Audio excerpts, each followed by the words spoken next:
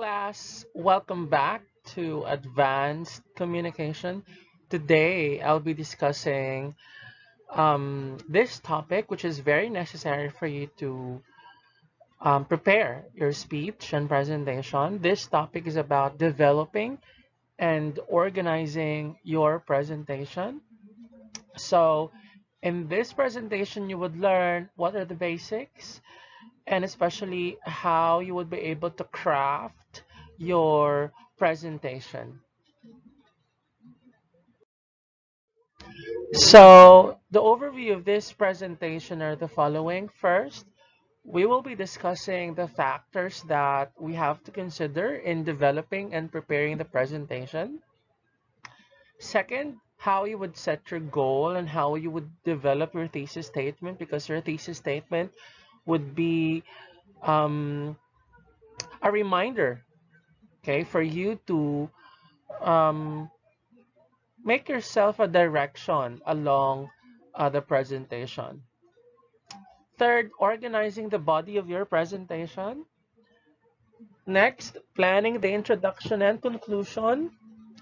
And lastly, we will be discussing how important the transitions are, or the transitioning technique or transitional statements. So first factor that we have to consider would be your audience. It's very necessary for you to at least know or identify the profile of your audience, because um, perhaps it would tell you how important, or it would help you to craft your objectives, the body, and also tailor fit the content of your slides, your presentation specific to your audience. It's very important for you to know who are these audience. Are they students? Are they teachers? Are they government officials? In that case, knowing the profile of your audience would give you an idea of the relevance of the topic for them, the importance of the topic for them, and at the same time, tailor fitting your presentation for them. So, what do they know and how much do they know about your topic is also very necessary. Perhaps what I do based on my experience is that I ask the organizers to do a survey first of the topic that I'll be presenting. In that case, I can create, or I can design my topic or my presentation for those things that they still need. I mean, you have to identify the things that they have already know versus the things that they need to know. In that case, you can at least screen or filter the topics that you will be including in your presentation. Similar to what do they know about the topic and what are their learning preferences, because there are people who learn through visuals. There are also people who learn through listening. So in this case, as a speaker, you have to do a multimodal presentation that your slides would also contain visuals, texts for the readers, and also audios for listeners.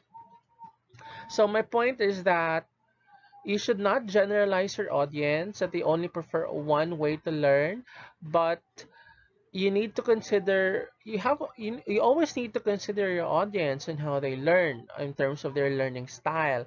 So you have to vary your approaches, you have to vary your methods in presenting yourself and presenting your topic. You also have to consider the size of the group, because this is how you would manage your topic. This is how you would manage the group. So if you have a small size like 30, it's very manageable. You can go around, ask questions. But if it's 100 to 200 audience, it would be difficult for you to really manage. And so you have to know and you have to determine what are the ways for you to be able to deliver an excellent presentation. Second factor that you have to consider, of course, is yourself, your ability to speak. Okay, what are your characteristics? What are your interests? Who are you as a person? What are your personality? You need to know yourself for you to be able to understand what kind of speaker are you. So, learning yourself or knowing yourself would require, of course, your goals and objectives. So what are your goals in this presentation? Is your goal to inform? What's really the purpose of the speech? Is it to educate them? Is it to persuade them? So you really have to establish your objective here, because this would guide you at the end of your presentation whether you have met these goals or not. How knowledgeable are you about the topic? You have also to consider your expertise, because if you're not knowledgeable about the topic and you were just required or asked to present the topic, it would be difficult for you to present it. Um, Perhaps, obviously, you won't be confident talking about the topic because you're not expert about it. But if you're not expert about it, what I always do is immerse myself into the topic. How? I read. I read a lot about the topic. In that case, I'll be I'll be submerged into the phenomenon or the topic in concern. Next, how do you feel about the topic or the presentation? Do you feel nervous? Do you feel confident about the topic? You always have to consider yourself and your emotions towards the topic, because these are the things that you can control and manage. Perhaps um, in the initial step, uh, after you receive the notification that you'll be speaking into an event, and if you don't know the topic, if you're not knowledgeable and you don't feel confident about the topic in front of many people, you can perhaps um, decline the offer. That's what I do. I usually decline the offer if I feel if I think that I'm not an expert about the topic. Last factor that you have to consider is the event or the occasion. What's the event? Is it a seminar? Is it a training? Is it a classroom lecture? Um, in considering this, you have also to know the venue. How's the venue? Is the venue big? Is the venue a seminar venue? Is the venue a conference venue? Because that's how you can visualize um, the form. That's how you can visualize the format in the venue. So in a conference, it has a different venue in seminar or auditorium. So different venues vary, or different speaking engagement vary in different venues too. Have also to consider time of the event, usually in the morning or in the afternoon. If it's in the afternoon, people or your audience would feel sleepy. In that case, you can think of motivational tasks, or you can insert humor so that they can stay with you all throughout your presentation. All right, so moving forward, part of this developing your presentation is knowing your goals. Okay, and goals could be long term and short term depending on the occasion or the context of the presentation. So part of this developing your goal is knowing the purpose of the speech. Is the speech informative, persuasive, argumentative? Because you have to carry that purpose from the beginning all through the end of your presentation, because that would remind you that you have to always carry this purpose. My purpose is to inform, and so all throughout your presentation, you have to integrate informative facts. Or if the purpose is persuasive, you have to always carry or integrate persuasion within you or within your presentation. Part of developing your goal is also designing the presentation. So you have to always be specific with the topic. You also have to consider if the topic is or the concepts are measurable. So you have to make sure that your goals at the end of this presentation are measurable, such as if the objective is to identify elements, to make your audience evaluate, to make them critique, um, to make them right, you have to always make it measurable because that's how you would know whether they have learned the concepts in your presentation. Attainable. Make sure that your goals are also attainable because who's the speaker who would develop a goal that's not even achievable. You get me? So make sure that your goals are all attainable, and at the same time relevant to your audience, because if it's not relevant, then they will not be interested and motivated to listen to you, especially among teachers.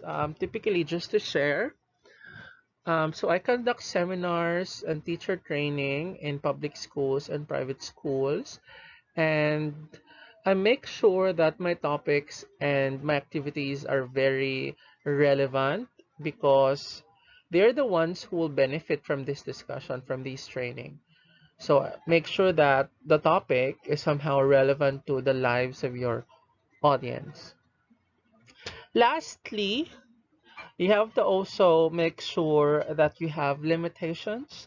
You cannot discuss your topic all throughout the day. You can't have 24 hours to present your topic. You're just given 1 hour, 2 hours, or even less to discuss it. So make sure to make the best out of your presentation. Now, this is very interesting because you've been learning how to develop a thesis statement since in high school. So I expect that you have sufficient knowledge about developing thesis statement. But one thing that you have to consider in developing your thesis statement is, of course, knowing the central message or the main idea, and that would be the thesis statement. Whatever is the main idea or central message of the text, of the presentation, or of the essay, that is the thesis statement. Another is a thesis statement is the summary of the central idea that contains several variables. When we say variables, these are the subtopics or main topics or focus of your presentation. So it could be um, within the environment, within classroom. So topics such as socioeconomic, um, abortion, that's another variable because it changes. Um, any topic or any concept that changes time to time and changes from one person to the other, that is variable. Now, your thesis statement creates a direction because a thesis statement is the summary and it contains the major variables that will be discussed within the presentation or within the text. So perhaps in your thesis statement, it contains three variables, and your presentation will just revolve around these variables, and that is creating direction. Organizing the body requires steps. First is for you to, of course, brainstorm what are the topics or subtopics that you have to include in your body part. And for you to do that, you can organize these topics and subtopics by creating outlines. For example, writing um, your introduction, your body part, and your conclusion. This is a basic format or outline in creating essay or even presentation that you have. First, introduce the topic, introduce the thesis statement, introduce your important variables or your main idea. Next would be deeping it into the body parts or body section of your presentation by discussing specific subtopics. Could be cause and effects, it could be specific problems, and of course you have to end your presentation by concluding, reviewing, closing, and summarizing the things that you have discussed. And that's very important. So creating outline is one way for you to really organize the body or even your presentation in general. Third is identifying your main points and subpoints. So within these sections, within introduction, body, and conclusion, you have to identify um, main points and subpoints. In that case, you would be able to know um, which subtopic or which topics you would be discussing further or you would be spending time more. Okay. Lastly, you have to organize um, the content following organizational patterns or graphic organizer. For example, within the body, you will be discussing the causes of something and its effect. So you have to at least follow an organizational pattern or graphic organizer. In the book that I've sent you, there's actually a lot of patterns such as problem solution, compare contrast with the use of Venn diagram, um, cause and effect, descriptive, sequential or chronological, narrative, and there's more organizational patterns. So try to check that out. Moving forward, we'll be discussing the planning or how to plan the introduction and conclusion parts. So there are several functions of how to prepare and develop your introduction. First, you have to capture the listener's attention. How would you do that? Perhaps you could do motivational tasks. You can insert humor. Another is give your audience a reason to listen. So in some points or in some ways, you could motivate your audience for them to listen that this is very important for them. You have to make them feel that at the end of this presentation, you would learn something. Third, set the proper tone for the topic and setting. Fourth, establish your qualifications. Make sure that the organizer would introduce you and would highlight your qualifications, such as um, you are an expert into this topic and so they have to believe in you, or it's already a prerequisite since you are an expert into this topic, hence they would believe you. You have to make yourself confident um, in a lot of ways because that would maintain respect and at the same time um, believability among your audience or credibility among your audience. Lastly, introduce your thesis and preview your presentation. So these are some of the functions of how to prepare your introduction. And there are several strategies for you to do this. You can insert or you can start with telling a story. It could be something personal or it could be coming from a friend. In that way, there's an emotional relevance or emotional connection that you have already started in the introduction part. You can also ask questions. Have you experienced this? Have you done this? In that case, it's becoming engaging. It's becoming a two-way conversation. It's becoming interactive. You can also insert humor so that Um, Time to time, you would know whether your audience are still with you or still listening with you. So this is very effective. You can insert a lot of humors, not just in the introduction part, even in the body or even in the conclusion part. Make a startling statement, perhaps about your audience, about yourself. Make them feel startled, because in some points that would make them think that they're still in the program, they're still in the seminar or in the training, and so they have to behave properly. You can also present a quotation, and this is very typical among the presentations I've seen. Typically, how my students would start their speeches would be presenting a quotation coming from a famous speaker or famous individual. Could be a vlogger, a sports enthusiast, an athlete, etc.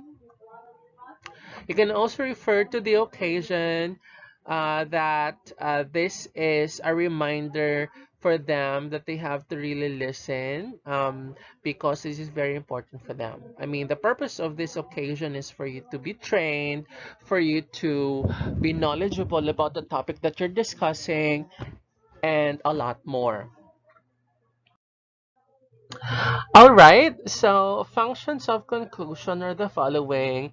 You can either review everything that you have discussed in the body part, and finally, you can close the presentation by ending.